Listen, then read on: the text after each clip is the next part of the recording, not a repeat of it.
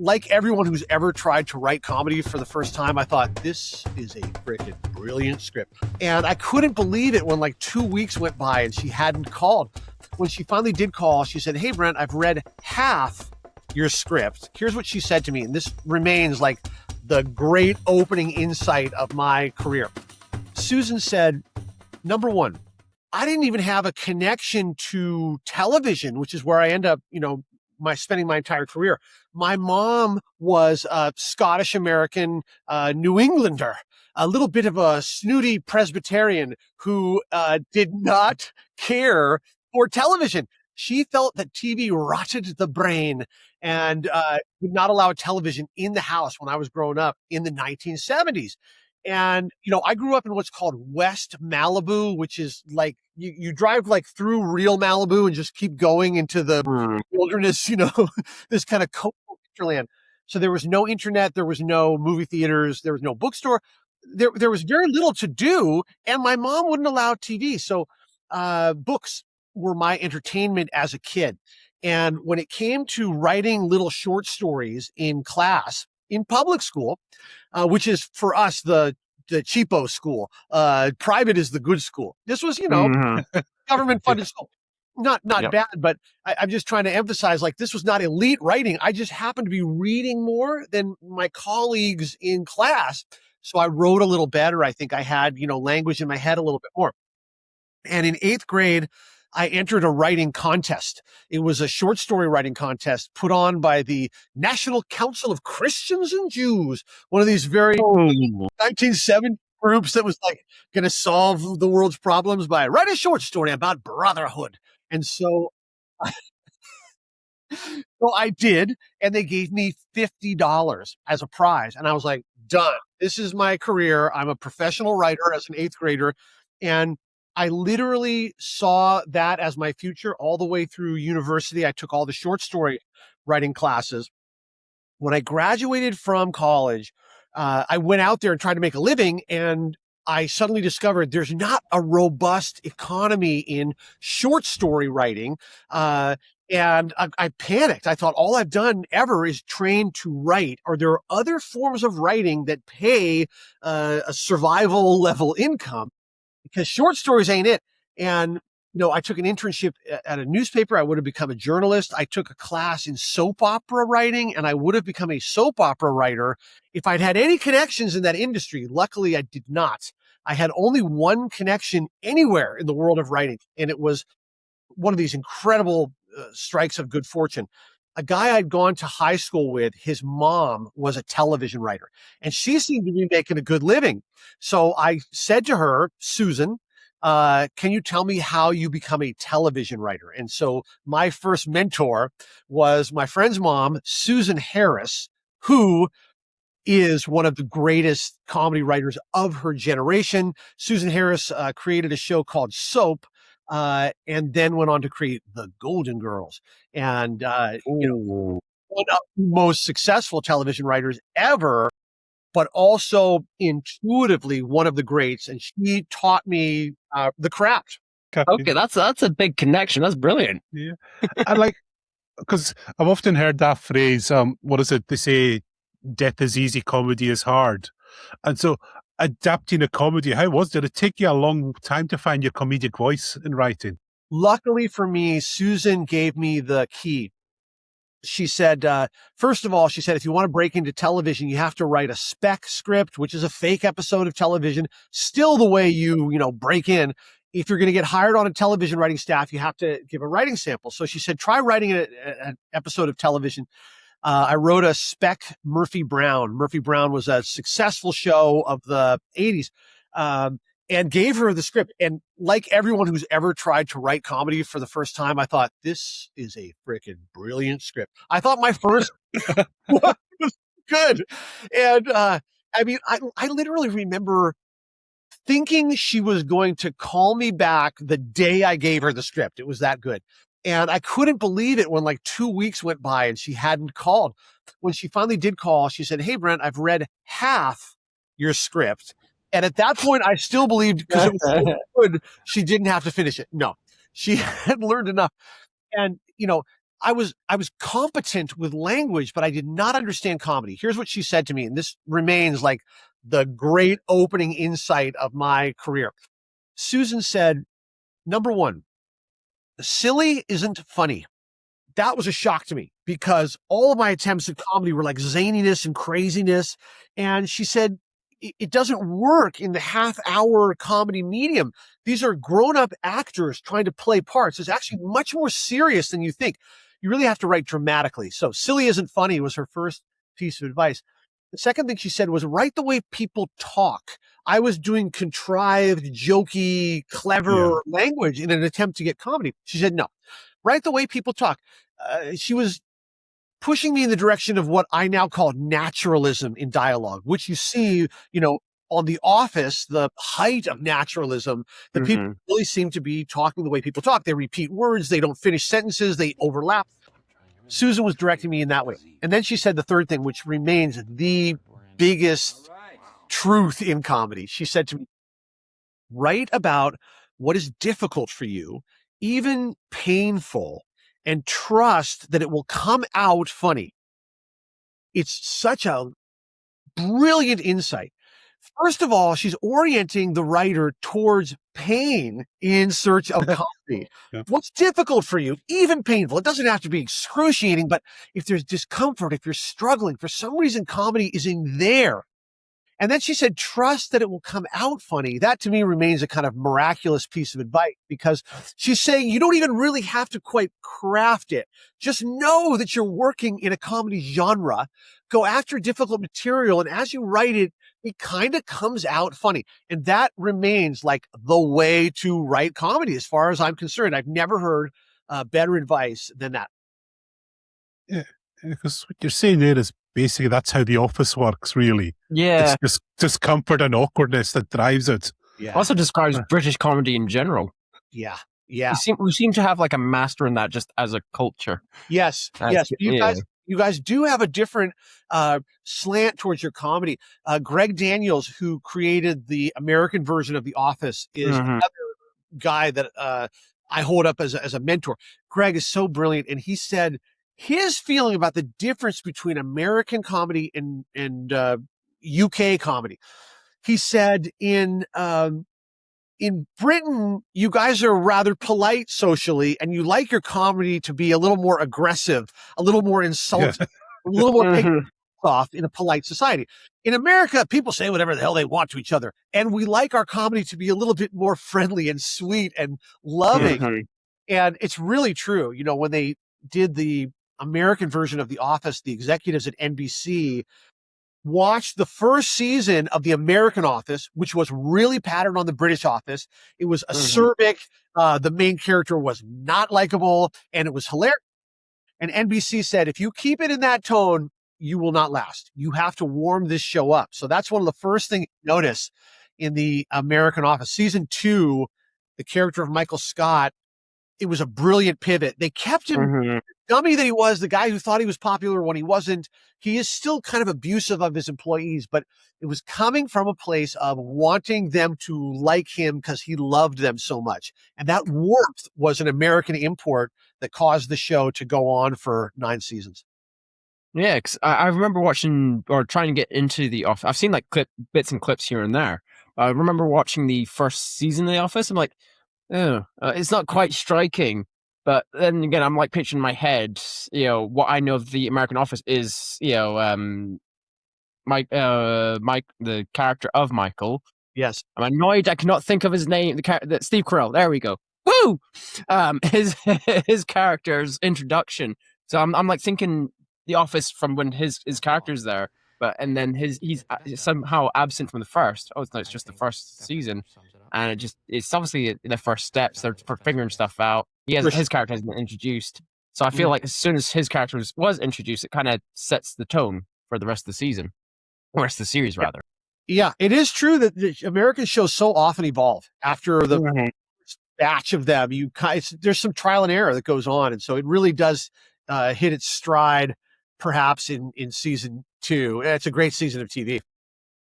Yeah, it's kind of interesting what you say because you got Steve Carell and Ricky Gervais, and they almost stereotypes of the American and the British approach to comedy, how Yeah. they deliver. Yeah. But the American awkwardness, which you say is a bit sweeter, whereas Mhm. it's a bit more blunt and acerbic, kind of. Yeah. As you say, as you probably know, if you were to listen to me and Kieran, so when we're friendly with each other, when we're on good terms, we're insulting each other constantly. And then, but it's like if I started messaging Kieran tonight, very polite, proper punctuation, he'd know shit's going down. So Yeah, well, basically, I'm pretty much I'm the butt of every single joke, just as the OCast in general. Also, added bonus, my sister is our editor, so that adds more butts of the joke. yes, so yeah, his sister really enjoys editing you quite mercilessly. So. And so is that why you think so often like these translations of British shows fail? It's like what you said, they don't soften it up because quite for me, I think the two that spring to mind is Red Dwarf, and there was also the IT Crowd failed quite badly when they tried to translate it. Yeah. Well, I haven't studied those shows closely enough to give you a real good analysis of them, but I can say in general, the common denominator of success in American comedy traditionally has been subtext of family. It has to feel like it's a family, even if it's a workplace. And that has happened on The Office for sure. You can see that evolution happen. Interestingly, there have been family shows on American television that didn't have a subtext of family. I'm thinking of Arrested Development. That was literally about a family, but because they didn't feel like a family in the subtext, the show got canceled after a few seasons. On the other hand, you take a workplace show like Taxi, which was not about a family, but felt like one, and, it'll survive 8-10 seasons. And then we've got to cover the main thing. Like when I mentioned this to the crew was, of course, The Simpsons. How did you end up like that? Was it kind of exciting and daunting at the same time when you got accepted for The Simpsons? For sure. I came in season 5. So The Simpsons had done 4 incredible seasons of television. They had really changed the comedy landscape. What they were doing on The Simpsons by season 4, when Conan O'Brien was a writer there, they had evolved from an animated family show into a show that could do wild movie parodies and crazy flashbacks. They were really using the animation genre perfectly. The writing staff was the smartest people in America. It was 100% dudes from Harvard. It's embarrassing that it was a staff of 100% from Harvard. I always joke that I was hired in season 5. I'm a white man from a different Ivy League school, Columbia University. That made me the diversity hire in 1990. But it was an intimidating staff. If you can imagine, they had created this great show. It had completely blown up in the culture, and then half the staff left to develop their own shows. And so a bunch of seats opened up in the writer's room, and they had the means to hire writers. So I was part of wave 2 of hiring a bunch of young writers. Now, some of them, Greg Daniels was one of those new hires. David Cohen, who created Futurama, was one of the new hires. Jennifer Crittenden, who goes on to Veep and half the great shows you've ever seen. Seinfeld, Jennifer ends up on all those. So we had a bunch of young writers who lasted, but some who didn't. The room was very intimidating. It was the most intimidating room I've ever been in. The way it would work is all the writers would have a copy of the script that we were working on that week. And the head writer would say, go to page 3. We need a better joke for Homer here. And the room would go silent, just looking at the page. And then you were just expected to pitch a fully formed, brilliant joke. And if you pitched something that was less than that, it seemed to cost you. Like everybody kind of went, oh, that's not funny, right? And there was like this mental tally of your quality as a comedy writer. And I remember there was at least one guy who did not pitch anything the entire time I was there. We had these contracts that would last every 4 months, I think. You were up for renewal. And this guy, I won't say his name because he's talented, but this story is hard on him. He just felt like he knew he was going to be fired if he didn't pitch a joke during his period where he's hired. But he just felt better to go out in silence than embarrass myself in front of George Meyer and David Merkin, these people that we admired. So a cold room, a scary room to be in for sure. 10 a.m. till 10 p.m. every day, 12 hours of staring at scripts going, let's see a better joke for, Grandpa Simpson here. Yeah, wow. No pressure. No pressure. Yeah. And I suppose like the other advantage you have with The Simpsons is like, you talk about The Office and it's a small group of characters. And The Simpsons, you got this vast array of characters. It's almost like for every situation, there's a character you can call on to deliver that joke in the situation, isn't there? Yes, and that's wonderful. And these characters would evolve as parts of stories. I remember the creation of a character when I was there, probably season 8. There's an episode where the Simpsons get an elephant. Do you remember this one? Yeah, Jumbo. Yeah, and Lisa complains and says, because Homer's got the elephant, he's charging people to come and look at the elephant. And Lisa complains to Homer. Lisa says, Dad, you can't charge money to look at that elephant. How would you like it if people came in here and made fun of you? And then we cut to a character called Slack-Jawed Yokel. And the line for Slack-Jawed Yokel was, look at that pointy-haired girl. Now, the actor, Hank Azaria, who's a genius, he delivered the line with an extra D in it. Look at that pointy-haired girl. And the little extra adding of a D just sounded more rednecky, and everyone laughed. And literally that character was born on Hank Azaria's delivery of the line. I think that character got like 9, solo episodes after that, Yeah, that's Cletus, isn't it? Cletus the Slack-Jawed Yokel. Good job. Yeah. Cletus the Slack-Jawed Yokel. Okay, that song was written by Steve Tompkins, who will be delighted that I'm shouting him out. Tompkins, he goes on to do a show called The PJs. Tompkins is a true manic genius. Some of these people from Harvard, they just felt like a machine that constantly cranked out comedy. And Tompkins wrote that song for 22 short films about Springfield. Do you remember that one? Very extravagant episode. Yes, I remember the lyrics. Some folk'll never eat a skunk, but then again, some folk'll, like Cletus the Slack-Jawed Yokel. Wonderful.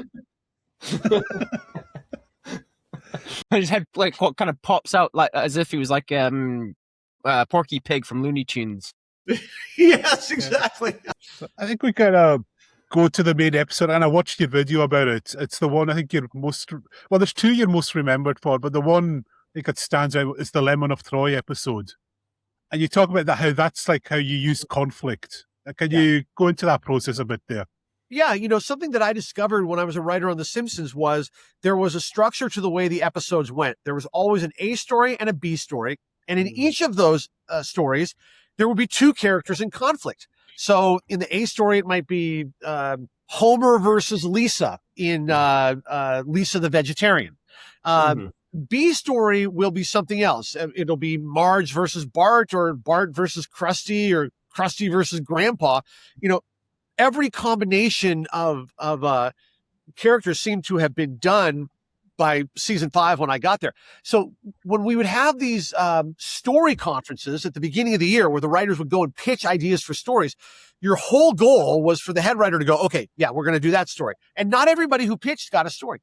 So I thought, what are combinations that haven't been done? Well, we've never done a story of Homer versus Patty and Selma, his sisters-in-law, who always appear as one character. So Homer versus these 2 is really Homer versus 1. That was my first episode. I pitched Homer versus Patty and Selma. Never been done. I got an episode. So the next season, when there was a story conference, I was looking for other combinations that hadn't been done. And I thought, I've got an idea. Springfield versus Shelbyville. That's town. There we go. Right? And I knew the originality of it. They're going to go for it. So as soon as I stepped into that territory, I could feel I was in, an epic saga kind of tale. I immediately was thinking about, the Trojan War and Ithaca versus Troy. And so that was kind of in my mind. And I could feel that there was something funny to play in the contrast between the gigantic feel of an epic and these kids who are just trying to get their lemon tree back, right? It's just a cool, comic contradiction. There's a line in there that I still remember. It was straight from Shakespeare, Henry V, as I recall. There's a line in Henry V, and I'd recently read it, where Henry says, we'll win this battle or choke their rivers with our dead. It's a very severe thing to say. So I gave that to Bart. At one point, he goes, we'll get that lemon tree back or choke their rivers with our dead. Now, it's so violent and extreme for a kid to be saying, with the dead kids cram the river. So there's always some fun in that. And as you can see, that epic perspective is what gave me the ending that caused everybody to love that episode, the Trojan horse ending. Yeah. Well, I've also been curious, were you also inspired maybe by a bit of sci-fi in that? Because when I looked at it, I think you're doing the kind of mirror universe in a way.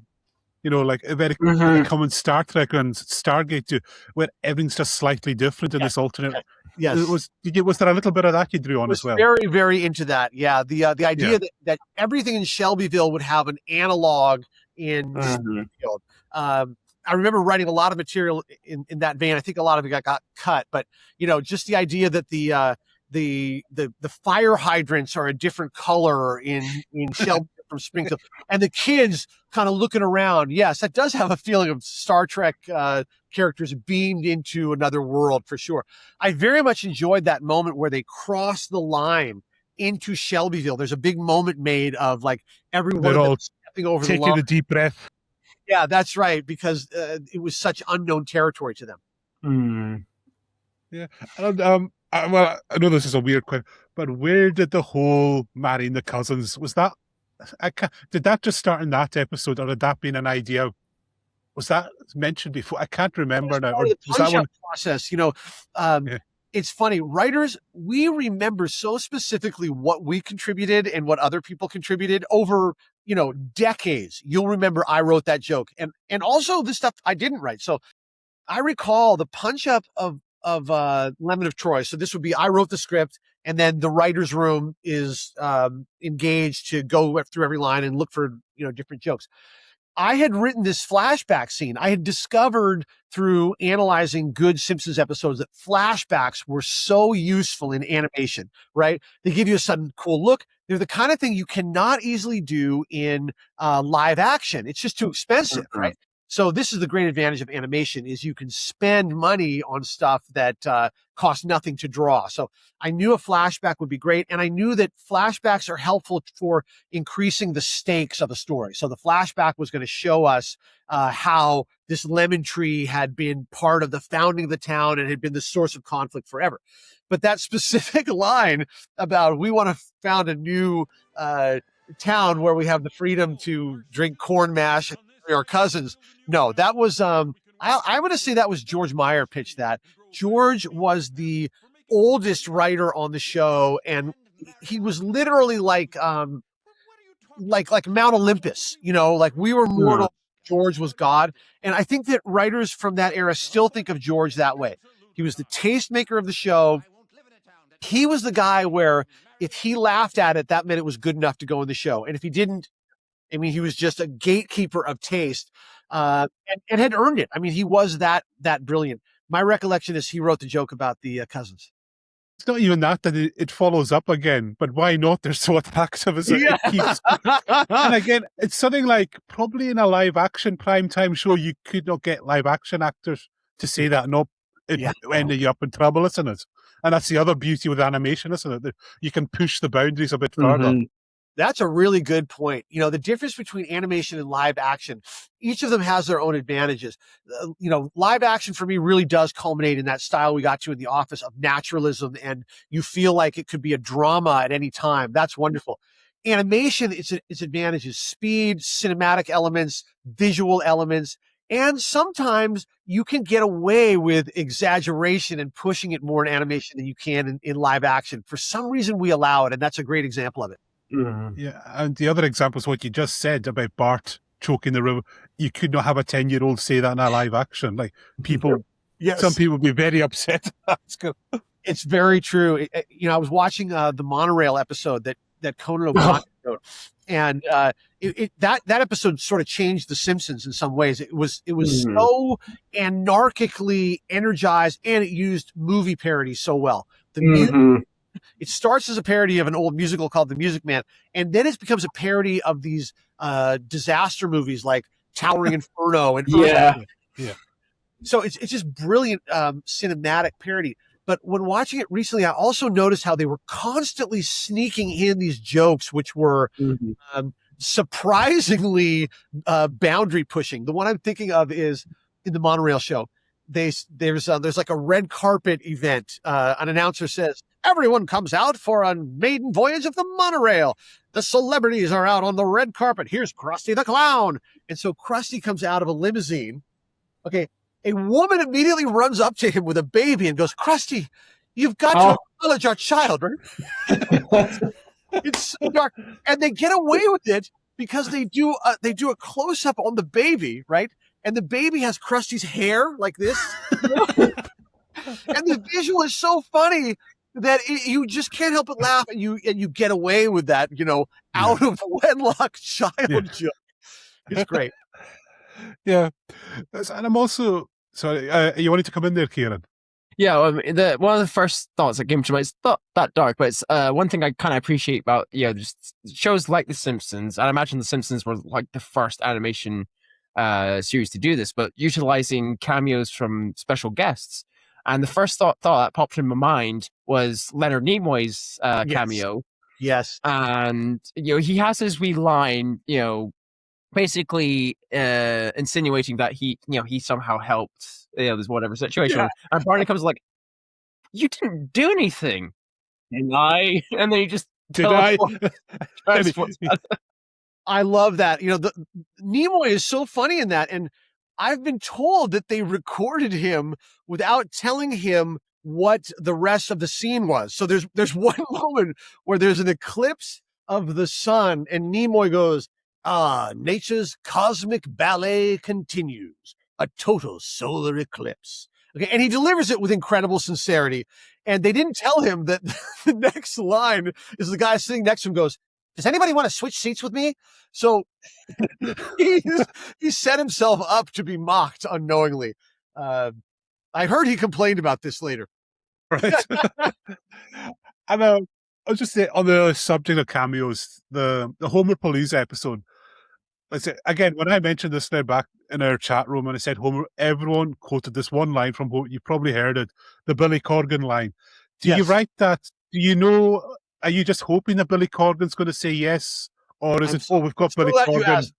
I'm so glad. Okay, so I have a funny story specifically on that line, but the basic answer is you write the script with a dream celebrity in mind. You go out to them. When they pass, you write your second choice, and then when they pass, you write your third choice. And then you end up with Mel Brooks in Homer versus Patty and Selma when everybody passed, right? He was delightful, by the way, but he was like our ninth. He was not a famous celebrity at the time. Now, the Billy Corgan one is really funny to me because this was, the height of grunge. And an artist that I thought was amazing was Courtney Love of Hole. And so in my draft of the script, I had written the part for Courtney Love. So the moment that you're talking about is a joke for Billy Corgan. For those who are needing a refresher on the episode, Homer has joined the Hullabalooza Music Festival in the Traveling Freaks show. As you may remember, in the actual Lollapalooza, there was Jim Rose's Traveling Freaks. So we had a parody of that. And Homer is the guy who takes a cannonball to the as part of his act. So the line for Billy Corgan is he walks up and he says, "Hey, cannonball guy, I saw your act. Billy Corgan, Smashing Pumpkins." And Homer says, "Homer Simpson, smiling politely." Right? I get quoted that a lot. All right. Yeah. The original line was for Courtney Love, and I thought this was a very funny line, although I must say only about 50% of the time when I deliver this line do people get it. So forgive yourselves if this doesn't make you laugh. Same setup. It's Courtney Love and not Billy Corgan. She walks up to Homer and she goes, "Hey, cannonball guy, I caught your act. Courtney Love." And Homer says, "Homer, grateful. Go!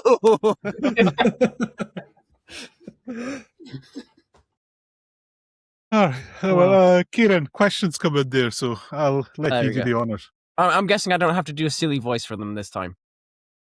You're free to do a silly voice if you want. I'm not. I allow my co-hosts every freedom on this show. So. Usually they get me to do a silly voice, but in this case, I got have news. you ever made yourself laugh out loud when writing? You guys are already doing a silly voice. I don't know if anybody told you. It's called silly. Then I have to read them out again in a normal voice because some people don't understand it. So, have you ever made yourself laugh out loud when writing? This is by Teresa Casey.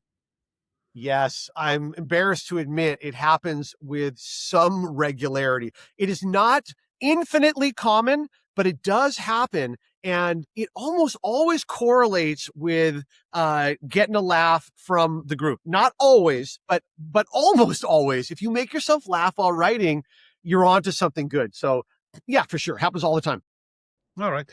And so we'll stick with The Simpsons right now.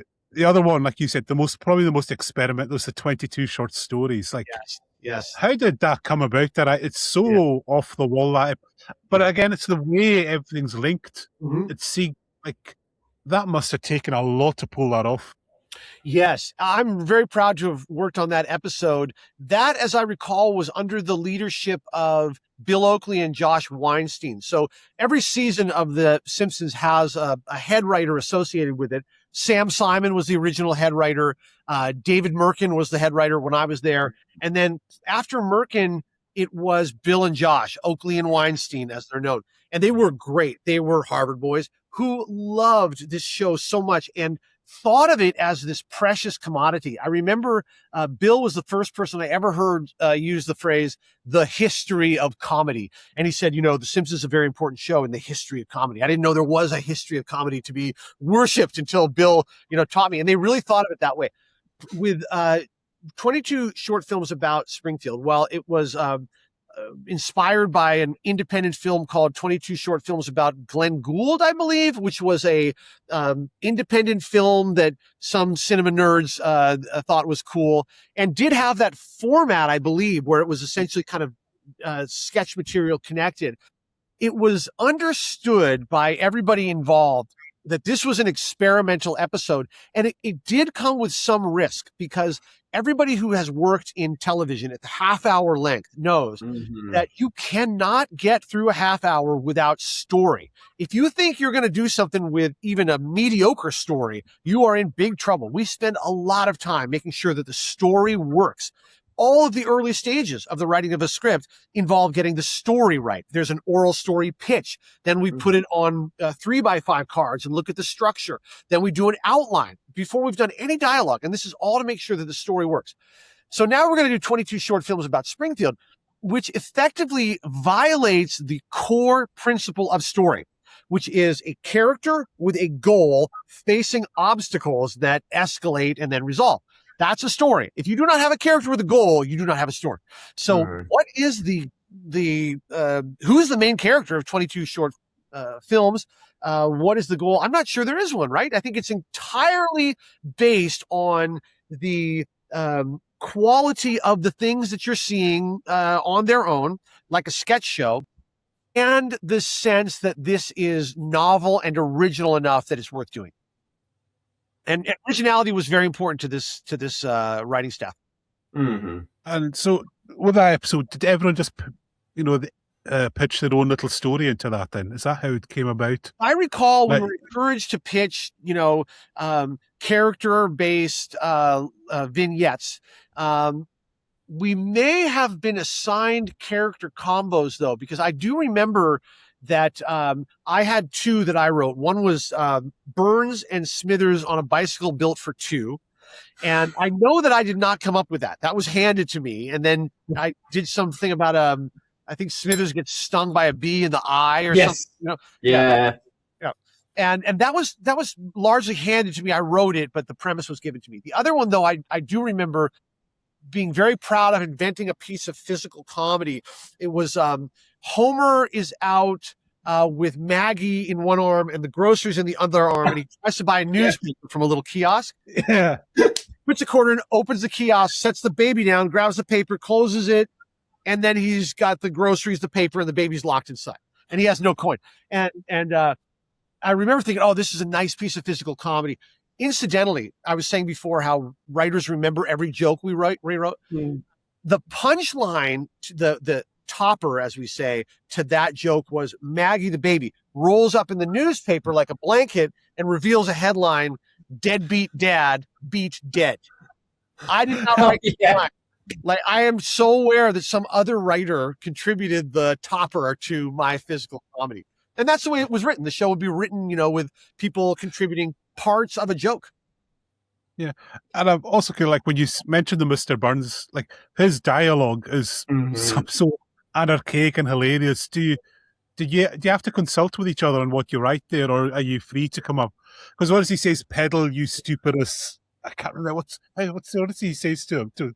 Because Smithers is suffering a severe allergic reaction. Yes, and he's trying to get him to pedal the bike to the hospitals. Yes.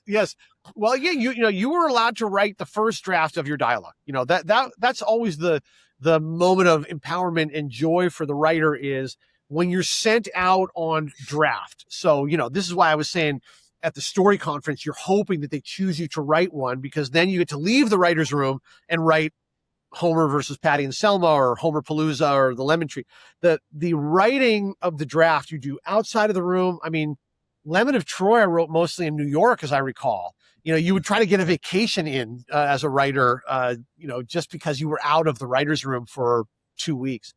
And then you bring it back in, and the head writer would decide how much of your script to keep and how much to change. And again, it was a point of pride that, I think Lemon of Troy is probably still 80% my original script. I mean, I'm probably overinflating that. It's probably 70% tops, but that was still a pretty good percentage. When when Callum first mentioned that you were being brought on, so this is our new upcoming guest. I'm like, okay, this is Brent Forrester. He's done such and such, this and this. Like, oh, The Simpsons. I grew up with that. Yeah. And of course, added in King of the Hill, which I also partially grew up with. Uh-huh. And I can never get out of my head propane accessories. Good. So I sort of grew up with it. My memory's probably like, kind of blocky here and there, because I was very young. I was born in 94. So I do remember like bits and pieces of how, like, again, how we were referring to earlier, taking a group of people and turning them into a family. In this case, it was literally a family plus a larger community, turning them to a larger family, and just having like little well-known lines like, "That boy ain't right." Yes, it did generate catchphrases. Yeah. So how did you get involved with King of the Hill? Okay, so King of the Hill was created by two absolute outliers of talent. Greg Daniels, who I mentioned creates the American Office, 10 years later. Greg had been a Harvard writer at the famous Harvard Lampoon magazine. He was Conan O'Brien's writing partner, and he became a Saturday Night Live writer and then a Simpsons writer. That's how I knew Greg. Greg created King of the Hill with another phenomenal talent named Mike Judge. Mike, a completely different background. Greg went to the best university in America and was an outstanding student there. Mike is brilliant, but was not similarly obviously intellectual. Mike comes from New Mexico. His mom was a Spanish teacher. His dad was an archaeologist. He had middle-class roots, but Mike is legitimately super gifted in a few different categories. One, as a musician. Mike was a bass player working in Austin, Texas. He was in a band. Doyle Bramhall had a blues band. Doyle Bramhall, if you were to look up on Wikipedia, Doyle Bramhall has a song on every one of Stevie Ray Vaughan's albums. That's how core Doyle Bramhall is as a blues musician. Mike was the bassist in Doyle's band. Mike went on to be in a band headed by Anson Funderburg, another legend of blues rockabilly. So Mike would have had a Wikipedia page on himself as a musician had he done only that. But he had these other skills as well. Mike is a brilliant freehand illustrator. He has a style of drawing, which you can always tell it's a Mike Judge drawing. King of the Hill is Mike's freehand style. And the pictures are based on Mike looking at the world and just drawing people. These are all people he had seen in the world. When it came time to create new characters, Mike would have photographers go to the mall, photograph people, and then he would look at the photographs and turn them into King of the Hill characters. Now that skill is 1 in a billion. I mean, Walt Disney had it. Matt Groening has it. You can always tell if it's a Disney or a Groening or a Judge. Try to create your own style with 20 pencil strokes. It's like you can't do it unless you're a genius. Mike could do it. And then Mike had this other talent, which is he's a voice actor. He can do funny voices on the level of like a Bill Hader. He can listen to you and do your voice. And he does characters that he's seen and heard. So on King of the Hill, for example, the character of Hank Hill is Mike. It's just Mike imitating, men who had seen in his neighborhood who talked like this and were rather conservative. And Mike could do that voice. Boomhauer, that guy who goes, wow. Yeah. Okay, Boomhauer was based on a real guy. When Mike was doing Beavis and Butthead, Mike got a phone call, a complaint on his answering machine. And it was a guy who said, dang it, I don't know what this dang kids listen to rock and roll music. You're going to try to tear down Americana. Come over there and shoot your brain. God damn it.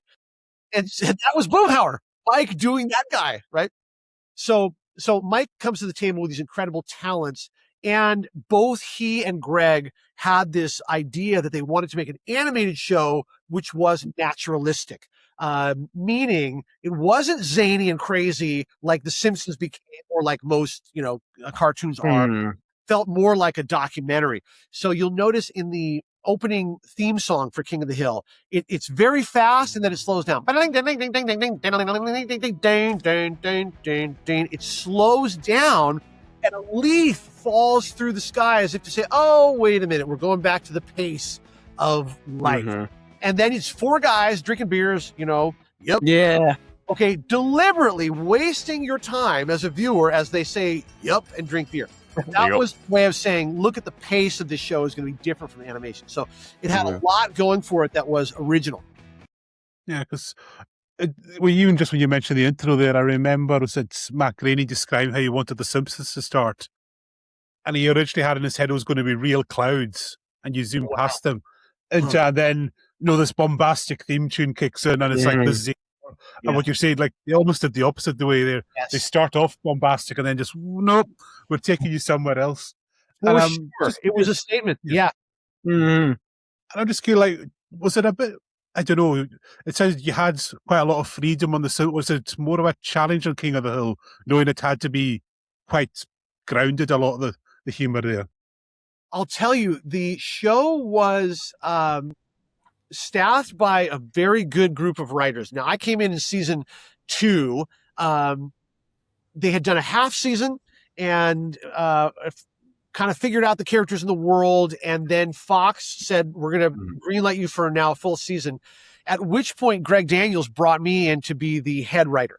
So, Greg knew me from The Simpsons, and he knew that I knew the workflow of The Simpsons, how we generated scripts. So, the process of generating scripts, what was it difficult? I used the same principle that I had noticed on The Simpsons, which was characters in conflict. In the A story, Hank versus Bobby. In the B story, Peggy versus Luann. And we would rotate. Every week it would be different combinations of characters. The other thing we had going for us was there was a real push to do stories around material in the culture. Every episode in season 2, when I was the head writer, was pulled from the culture. So to just give a couple examples, there's an episode called Husky Bobby where Hank, the American conservative male, has a son named Bobby. Now, Hank wants his son Bobby to be masculine because that's the traditional way. And Bobby isn't. He's sensitive and even a little, effeminate sometimes. He's not good at sports. He's a little chubby. And this is a, source of constant frustration to Hank. In the episode Husky Bobby, Bobby gets a job as a model in a catalog for chubby kids, husky kids, as we call them here in the youth museum. Yeah. And that was about the American conservative male's discomfort with, an effeminate kid. It really was kind of a metaphor for having a gay kid, actually. That was standard on this show. And it would go all the way to this level. There was an episode we did called Halloween, Hank Hill, Halloween instead of Halloween.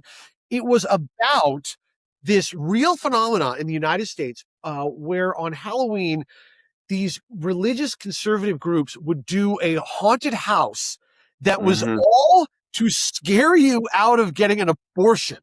And I mean, that is some nuclear material to do in primetime American television. And we did it. I don't think that there's ever been a show that went as aggressively at cultural issues since All in the Family in the 1970s. And I have not seen anybody try it since. It's risky because you risk alienating the extremes of the audience. But we did it boldly and it worked. And it's part of why that show is special. Yeah. And I'm just curious there, is it just so you find it's, without getting too political, that it's just easier to critique the conservative way of life? Is it just much, it just seems, I think, from my point of view anyway, it might be my bias, but it always just seems you can get more comedy out of that. Yeah.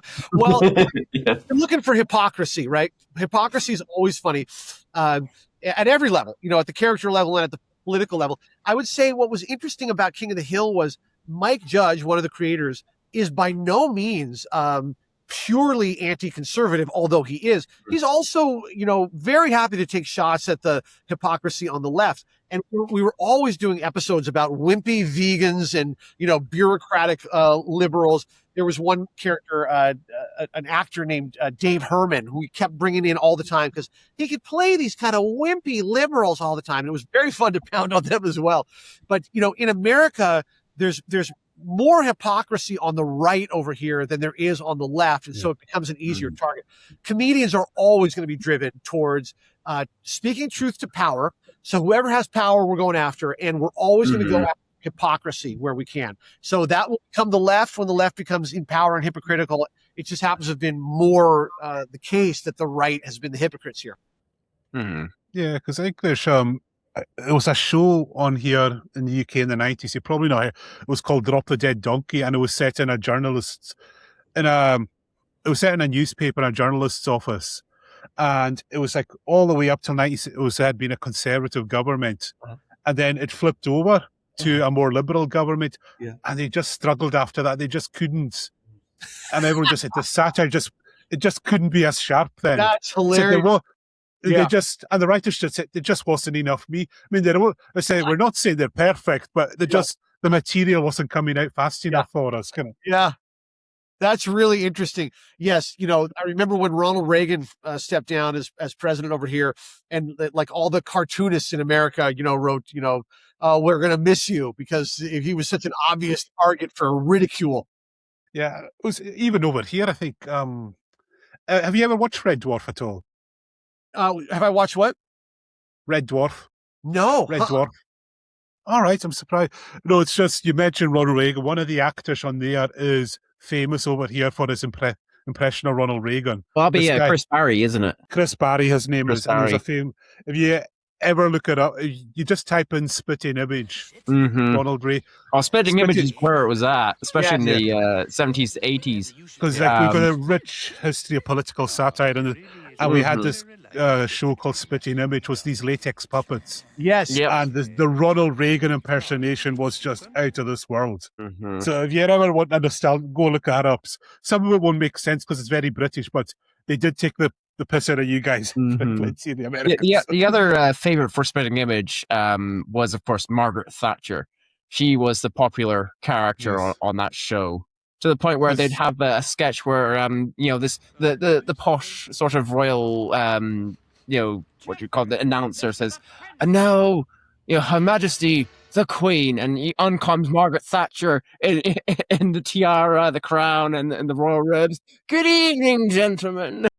And they also portrayed Margaret Thatcher and Ronald Reagan as lovers as well. Remember Great. that. Great. So, if you've got nothing else out of this, Brent, you've got a recommendation to look up. Yeah. So it's and on the sort of topic of the making fun of like the hypocrisy and everything that was discussed, kind of it defines what satire is.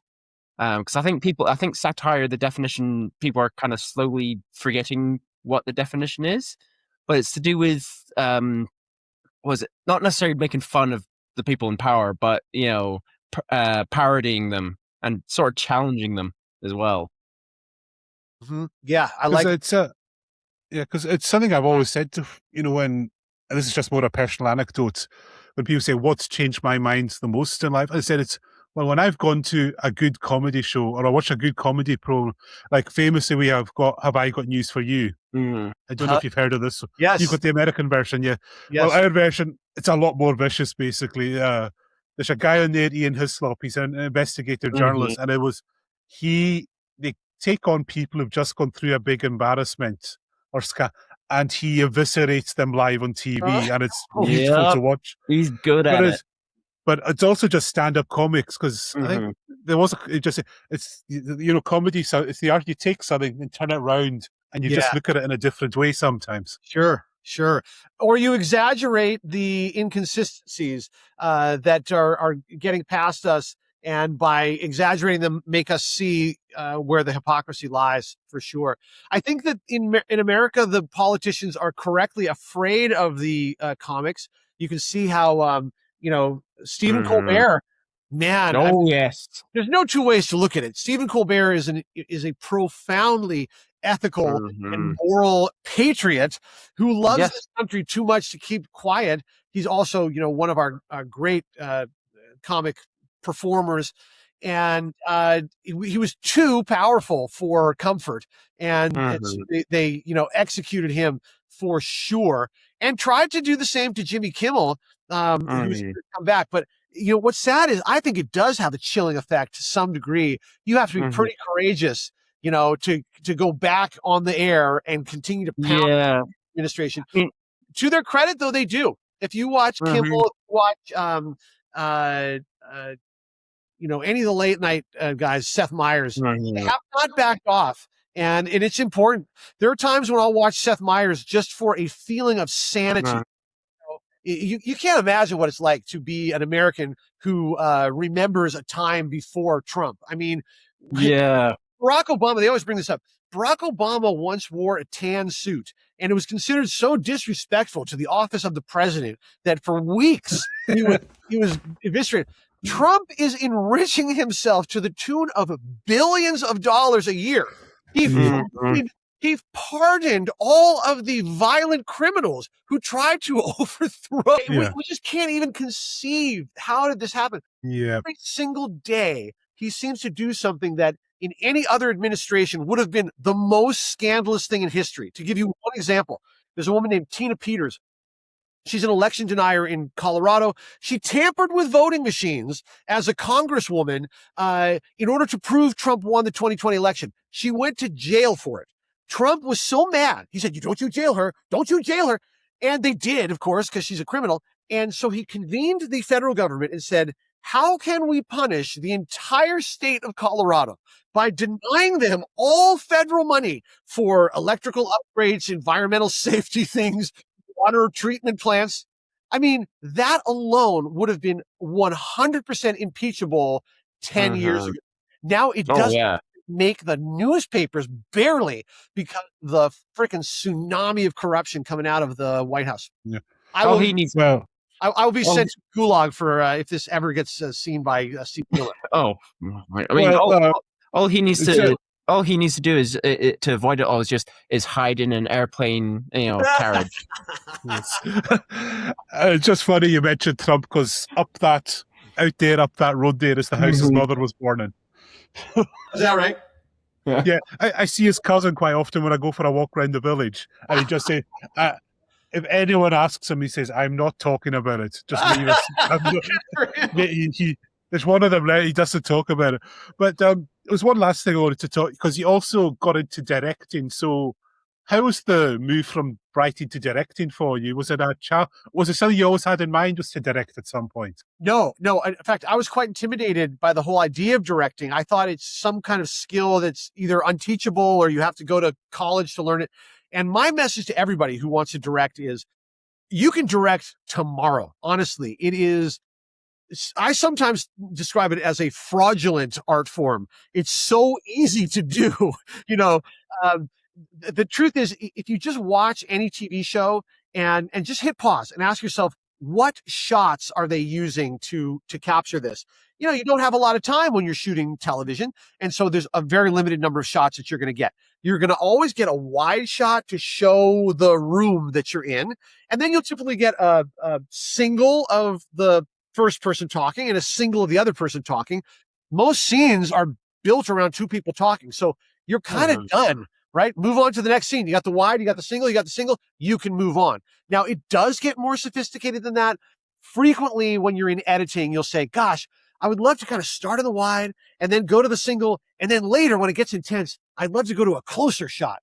So yeah, get a close up as well. And honestly, you're out of time. Move on. If you're really on an expensive shoot and you get an extra one, you might now get a specialty shot of two characters talking to each other, what we call 50-50. You might get that. You might get a bird's eye or something like that, but you don't need it. And most television doesn't have it. Anyway, I'm pointing this out because I really, really encourage all writers. You have a camera in your phone that's better than the one that Spielberg used to shoot Jaws. Honestly, it's that good. It works. You can edit on your desktop. Take your writing. Do not wait for permission to make stuff. You know, get your friends together and shoot and edit stuff. It's super fun. It's the best way to develop as a comic creator. Anybody can direct. If anyone can do it, if George Lucas can do it, so can you. And it was just something I wanted to bring up. I don't know if you're aware, but you were talking about holding political people. We recently had the best example last week of that. I don't know if you're aware of a guy over here, Nigel Farage. I've heard the name. Yeah.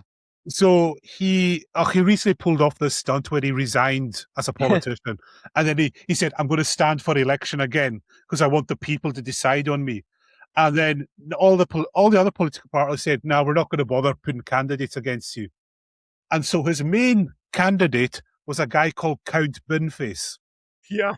Yeah. This is a guy who dresses up with, as you would say, a garbage can on his head and a cloak, and he claims to be a space warrior from the planet Sigma-9. And which has like, 2 or 3 moons? Yeah. And his whole thing is, he's just making jokes. And Farage, even though he won the election, this guy got nearly 10,000 votes, this joke candidate.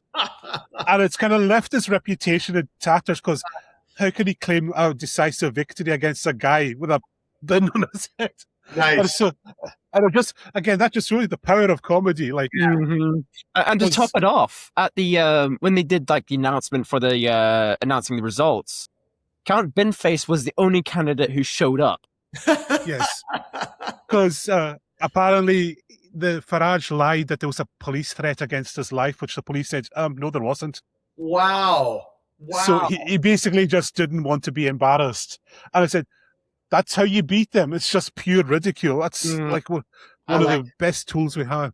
That's why I love comedians like Stephen Colbert and Jon Stewart. Yeah, because they're keep going. Even though Stephen Colbert is now cancelled, I mean, I'd like to think that he's still going at it, somewhere behind the scenes. Well, he's taking a break. I think he described doing a late night show as like trying to fly a plane while constantly rebuilding it. It's just total madness.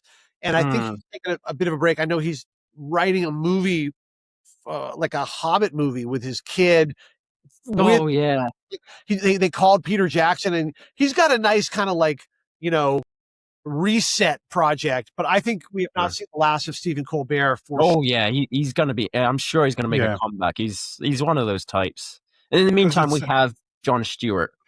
Yeah. And he's keeping us sane. And it's just a fair, like, how do you feel like, in this age, we've got some of these shock comedians, and then when people say, well, that joke wasn't really funny, and then they just go, it's only a joke. How do you react to that line when people say, it's just a joke, it's just comedy? Yeah, I'm really interested in this. The stand-up comedians over here really struggled with, shift in cultural taste, a sense that things that used to be okay to say now aren't.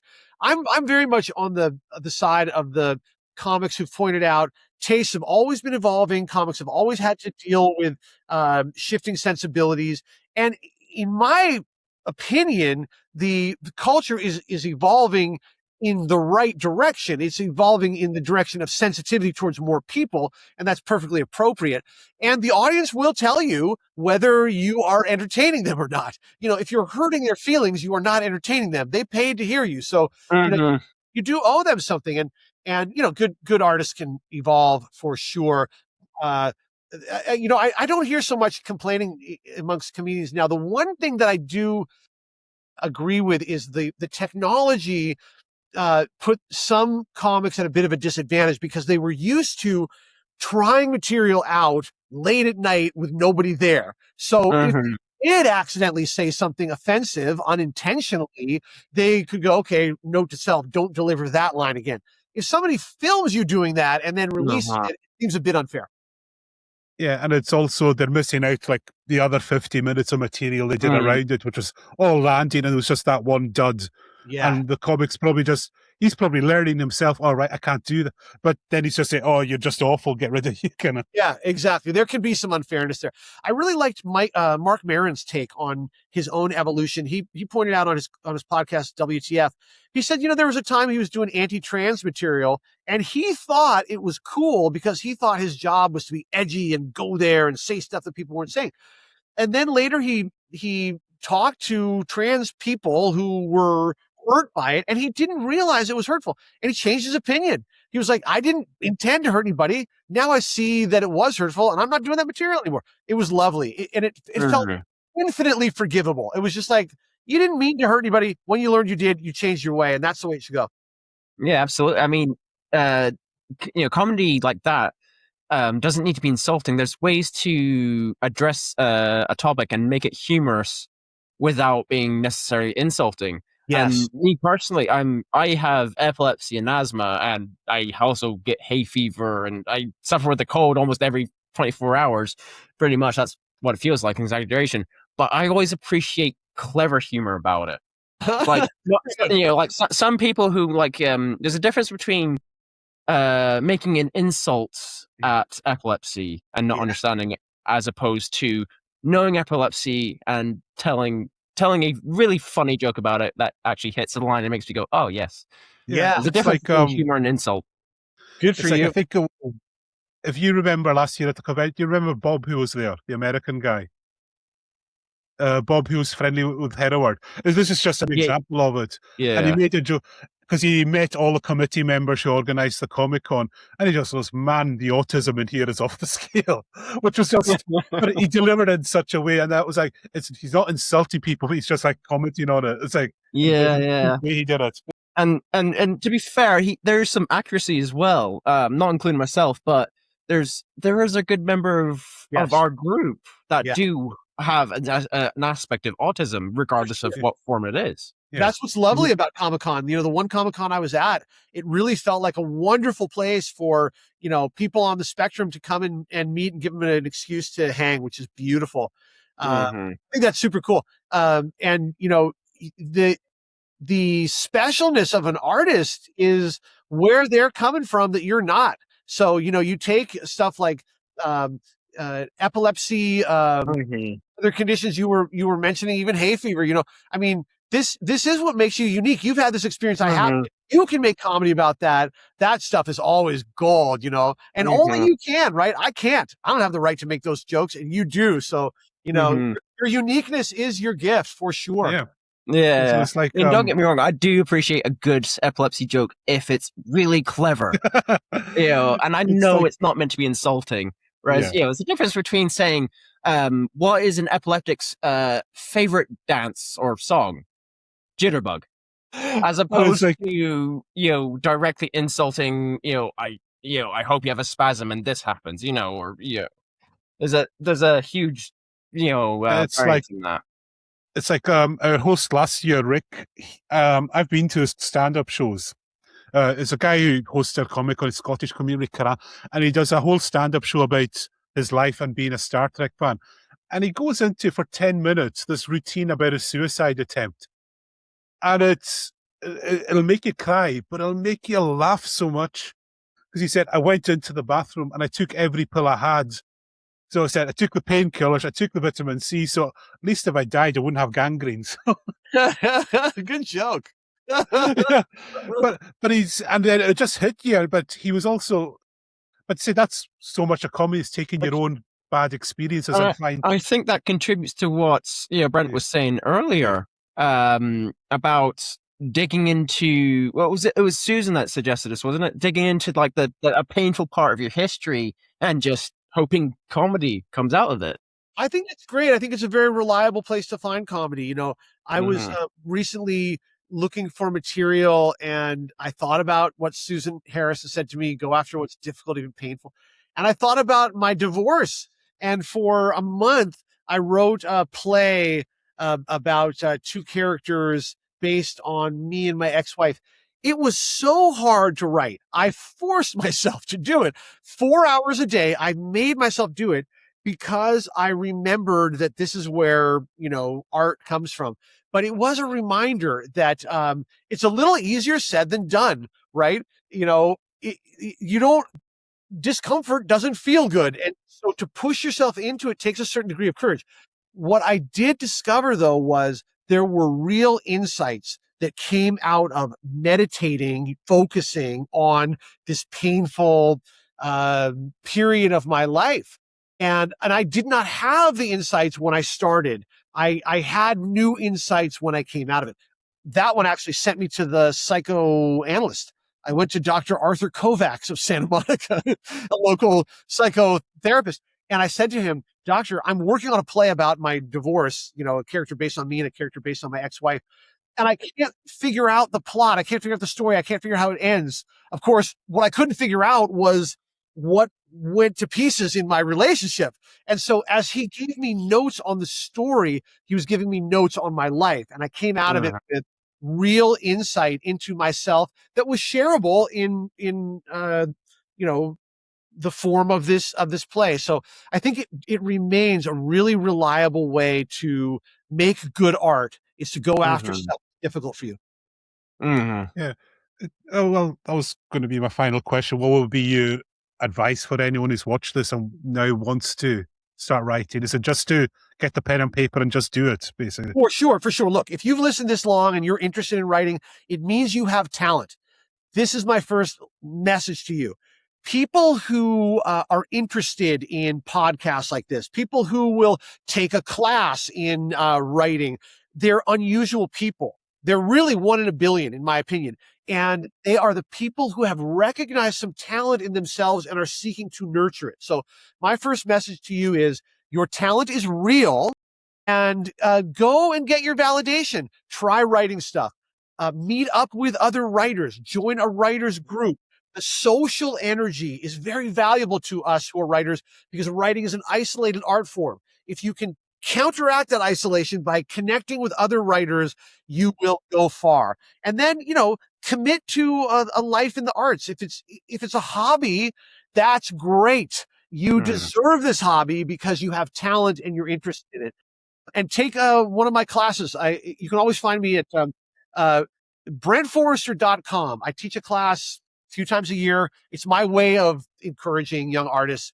And I would love to see you there. Anyone who cannot afford my class, email me. I'll give you a scholarship. It's not about money. It's about getting you to validate the talent that you see in yourself.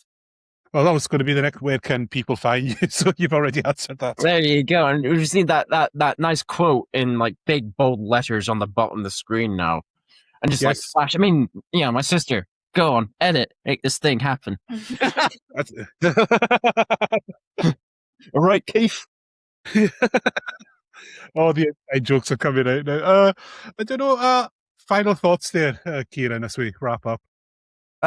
Well, it was interesting, like sort of just discovery and kind of like revelations of like thought process of writing, and your experiences going from like Simpsons, King Hill, and although I think we largely discussed the Simpsons because that's the main selling point here. Yeah. But no, I thoroughly enjoyed that. It's just, and it's also the positivity and the sort of the not serotonin, the dopamine boost.